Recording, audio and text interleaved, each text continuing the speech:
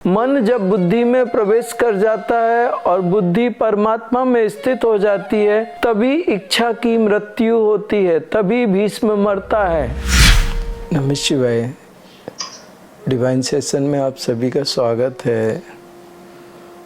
Divine session किसी बीमारियों की डिस्कशन का सेशन नहीं है। यह हमारी धन, समृद्धि, दरिद्रता का सब्जेक्ट नहीं है। डिवाइन सेशन एक ऐसे रहस्य जिनको हम साधारण मनुष्य समझ नहीं पाते और हम उसमें फंस जाते हैं। ऐसी व्यवस्थाएं जो हमारी बुद्धि के परे हैं, या प्रकृति के उन रहस्यों से, या आध्यात्मिक उन्नति की उन व्यवस्थाओं पे अपन डिस्कशन करते हैं। अपन कोई पर्सनल प्रॉब्लम्स डिवाइन सेशन में डिस्कस नहीं करते। तो मैं आपसे कहूँगा कि ये सिर्फ साधकों का सेशन है, जो साधना करने वाले हैं उनके ऊपर आधारित है, और इसको हम डिवाइन ही बनाए रखें तो ज़्यादा बेटर है। इसमें वो डिस्कशन होते हैं जो साधारण बुद्धि के परे होते हैं, और उसको समझने के लिए हमें आपस में किसी के साथ बैठ के डिस्कस करना होता है। तो मुझे लगता है कि आपके सबके डिस्कशंस डिवाइन्स होंगे, और इसी आशा में मैं आपके प्रश्नों को आमंत्रित करता हूँ।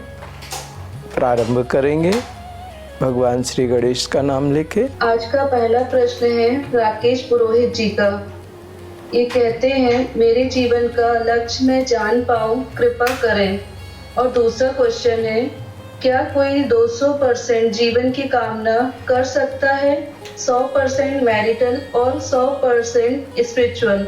आपके मार्गदर्शन की अभिलाषा है भैया जी। हमारे पिछले जन्म हुए, और हमारे पिछले जन्म में जब हमने शरीर छोड़ा तो उस समय हमारा जो आत्मा है परमात्मा के साथ एक नहीं हो पाई। कारण एक है कि हमारे मन में कुछ इच्छाएं थी। हम चाहते थे कि हमारे परिवार के कोई सदस्य या हमारे जीवन की कोई व्यवस्थाएं जिनको हमने कंप्लीट नहीं कर पाया, उसके कारण ये जीव शिव में एक नहीं हो पाया, हम मुक्त नहीं हो पाए।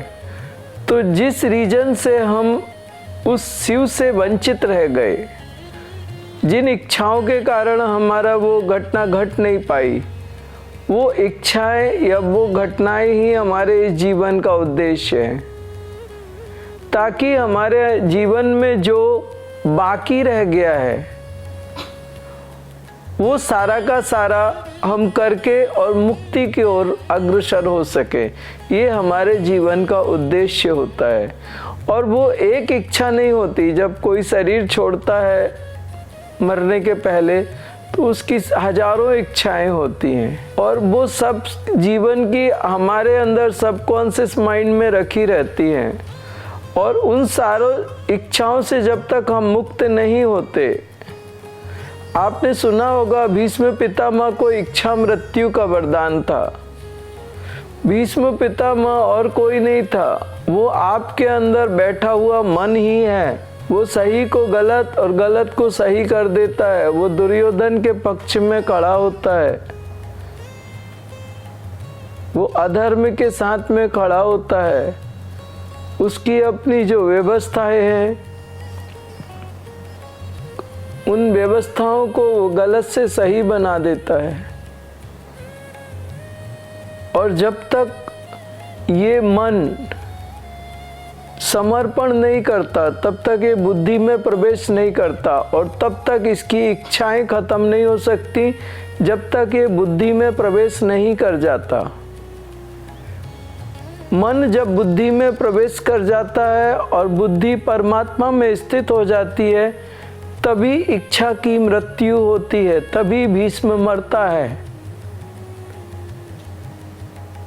माया मुई न मन मुआ, मरी मरी गयो शरीर। वो कहते हैं कि न माया मरी न मन मरा, शरीर हजारों लाखों बार मर गया। तो ये भीष्म है। शरीर के जल जाने से भी ये मन जलता नहीं है, ये आत्मा के ऊपर बोझ बन के चलता रहता है ये मन।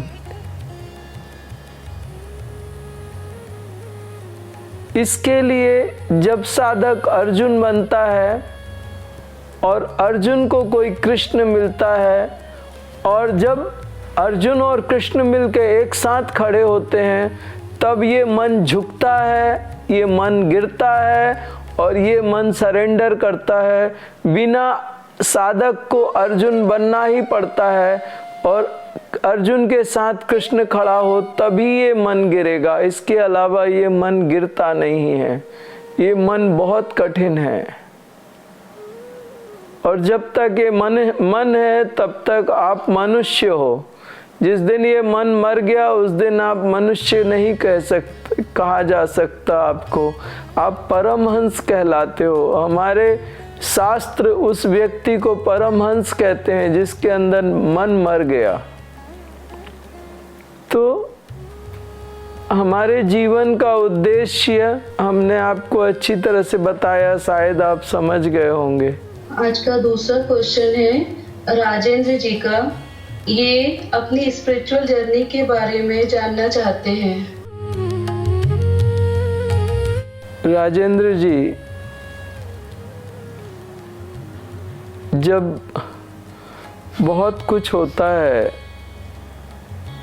जो गुरु के सानिध्य में ही होता है, और आपकी ये डिस्कशन अगर गुरु के साथ बैठ के करें, सानिध्य में करें तो बेहतर है, क्योंकि ये आपकी निजी व्यवस्थाएं हैं, आपके अंदर की व्यवस्थाएं हैं। इसको सोशल मीडिया पे डिस्कस कैसे किया जा सकता है? व्यक्तिगत प्रश्न के जवाब सोशल मीडिया में देना उचित नहीं है।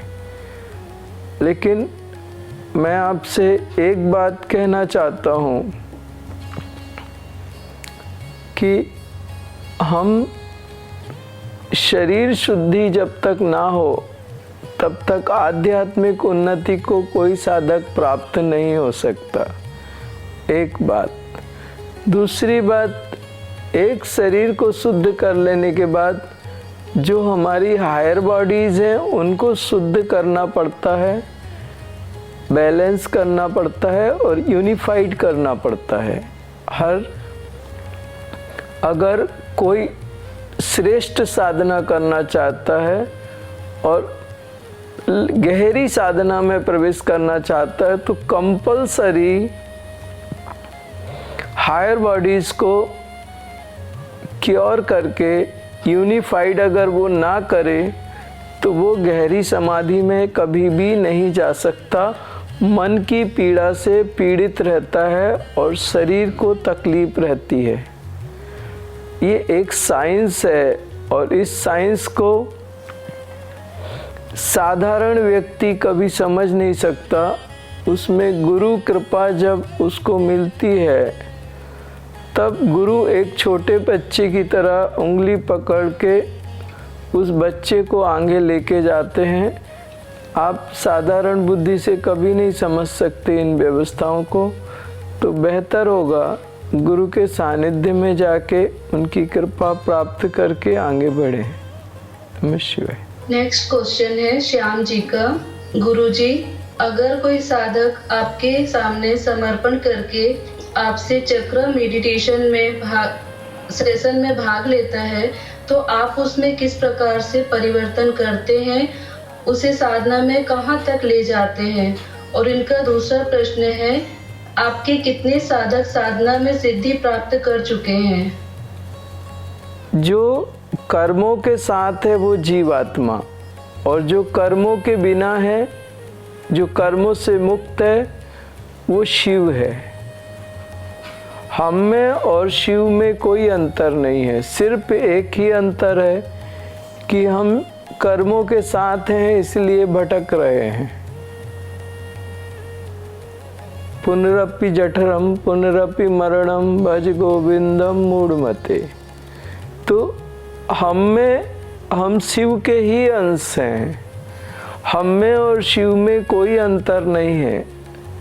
आत्मा परमात्मा का अभिन्न और अविभाज्य अंग है। परमात्मा भी चाहे तो आत्मा को अपने से अलग नहीं कर सकता।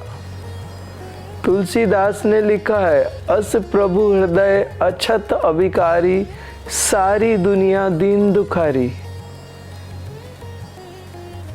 हमारे को सिर्फ एक ही काम करना है, हमारे कर्मों से मुक्ति, और वो सबसे तेज प्रक्रिया उसकी है चक्रा मेडिटेशन। सारे लोग जो आध्यात्मिक लोग हैं वो चक्रा मेडिटेशन को सबसे ज़्यादा पावरफुल मानते हैं। भगवान शिव ने माता पार्वती को जो ज्ञान दिया वो चक्रा मेडिटेशन का दिया, इसलिए चक्रा मेडिटेशन से वो कार्य थोड़ा फास्ट होता है। और मेरा उद्देश्य एक ही है कि पहले तामसिक कर्मों को नष्ट किया जाए, और जब तामसिक कर्म नष्ट हो जाए तो राजसिक कर्मों को नष्ट, और राजसिक कर्म नष्ट हो जाए तो सात्विक कर्मों को नष्ट किया जाए। उसके बाद इन कर्मों से ऊपर आत्म तत्व की स्थिति में स्थित हुआ जाए। तो ये साधक के ऊपर है। जब ये कर्म नष्ट होते हैं तो ये आपके शरीर में होते हैं।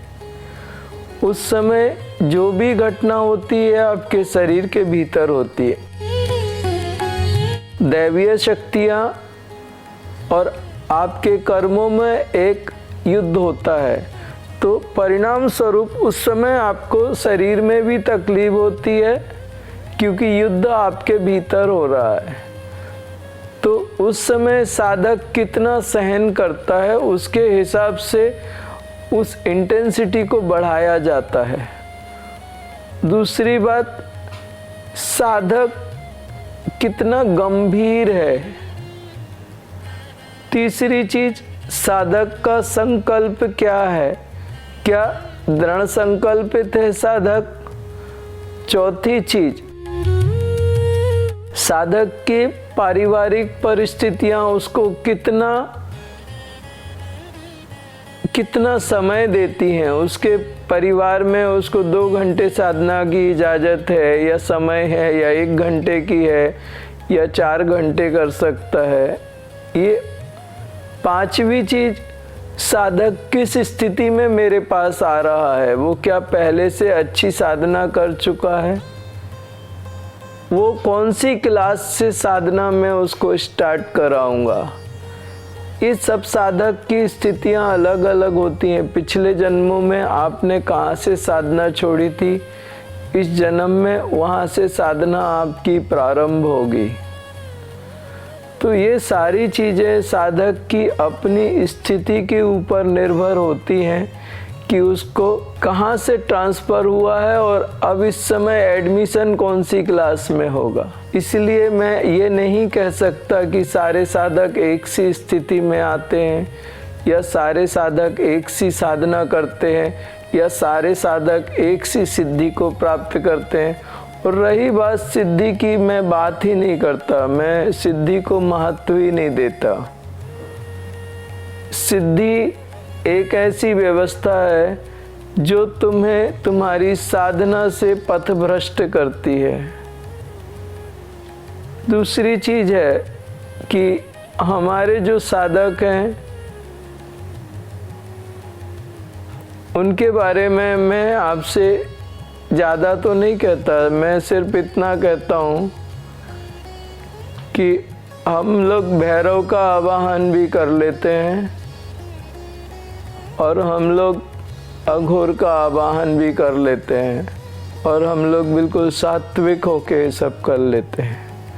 मैं ये नहीं कहता कि मेरे सारे साधक वेजिटेरियंस हैं, क्योंकि साउथ के लोग भी आते हैं, बाहर इंडिया के बाहर के लोग भी आते हैं, लेकिन मैं बहुत सात्विक हूँ, और मैं सारी साधनाएं भी करता हूँ, और हमारे साधक भी ये सब आवाहन कर लेते हैं और हो जाता है उनसे। और मैं ज़्यादा कुछ नहीं कह सकता। नमः शिवाय।